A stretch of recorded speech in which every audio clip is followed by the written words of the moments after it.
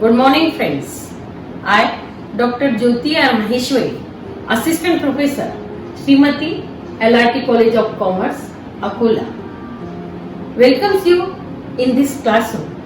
In BCom second semester, we are studying an important subject, that is Principle of Business Management. We know that there are four main functions in the management: planning, organizing, directing and controlling. We have already discussed planning, organizing and directing. Today we are going to discuss about an important function, controlling. The manager of enterprise always prepare the plans to achieve the goals and objects of enterprise. The success of planning depends upon the proper control. Hence, the function of controlling is very important factor in management. Controlling is important function of management. Controlling is the process of devising various checks to ensure that planned performance is actually achieved or not. It involves ensuring that actual activities conform to the planned activities. It monitors the financial statements, checking the cash registers to avoid overdraft, etc. Now we will discuss controlling. Many scientists have defined controlling in different ways. Here we will see some of them. According to Henry Fayol, in an undertaking, control consists in verifying whether everything occurs in conformity with the plan adopted, the instruction issued and principles established. It has for object to point out weakness and error in order to rectify, then the prevent recurrence. It operates and everything people and actions. According to Philip Kotler, control is the process of taking steps to bring actual result and desired result closer together. According to Peter Drucker, control maintains the equilibrium between ends and means, output and efforts. Let us see the elements of control. There are 6 elements of control. First, it is closely linked with planning. It is a comparison and verification process. It maintains a balance in activity, is directed towards a set goal. It corrects the distance, if any. It is a means to defect deviation from plan and policies and programs schedule, etc. Thus, the control is the process of checking to determine whether proper progress is being made towards the objectives and goals and acting, if necessary, to correct the deviation. Based on this concept, control has the characteristics. First, managerial function. The success of planning is related with the proper control. With the help of control, the management comes to know that how many goals are achieving. Second, continuous process. Just like planning, controlling process also continuous. If reformation takes place, the function of the control will start from beginning.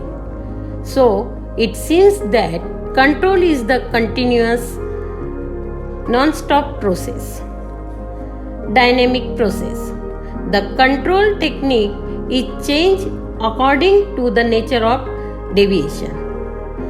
The technique applied for the control process is flexible in nature and not static. Fourth, exercise at all levels. Control is exercise at all levels of management.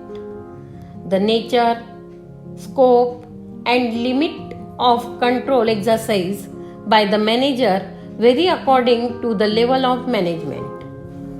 Fifth, forward looking. A control system is formulated to minimize wastage, losses, and undesirable deviations from the fixed standards. As control is preventive, it helps in ensuring the future. Sixth, end function. Control is an end function of the process of management. It is a follow-up action to other function of management. 7. The curtailment of rights. Control does not curtail the right either of an individual or of a group. It is a not interfering process. 8. Action oriented. The correct action should be taken by the management of the basis of information available. Rectification of mistakes and removal of drawbacks in the working causes the favorable effect on the efficiency of enterprise. 9. Basis of delegation of authority. We have seen that the function of management carried out at all the levels of management. The early days to industrial enterprise, there was no importance given to the process of control. But in the recent era, due to the scientific and technical twist, there are innovative changes taken place. Hence, the enterprise have to make changes in their policies. The various reasons for the need and importance of control are given here. First, increasing size of business. Due to increasing size of business, there is also an increase in complexity and problems. There is a need of efficient and effective system of control for removing complexity and problems created in business. Second, help in decision making. There is a close relation of planning and control process. The decisions which are taken by the top level management are always taken with the view of control to make the delegation of authority effective. In the business enterprise, the various departments are established and separate department head is appointed. The system of passing the authority to subordinates called as delegation of authority.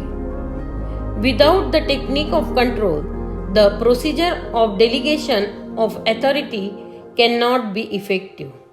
Fourth, aid to decentralization. Strong control mechanism facilitates decentralization of authority. Assist coordination. The size of modern business enterprise is increasing day by day. A huge amount of capital and large number of people are employed in it. Control establishes and maintains the equilibrium between human resource and aims. 6. aids to efficiency. Basically, control is concerned with the ensuring that all the important factors in the enterprise move along the right lines and at the right channel. 7th, efficient execution. Control is an important prerequisite for the effective and efficient implementation of the predetermined plans. 8. Maintains discipline. There is a great importance to discipline in every organization. It is considered that it is the responsibility of the management to make the arrangement that all the workers of the organization will be in the disciplined manner. By applying the mechanism of control, the management tries to build the discipline. Thank you. See you in the next lecture.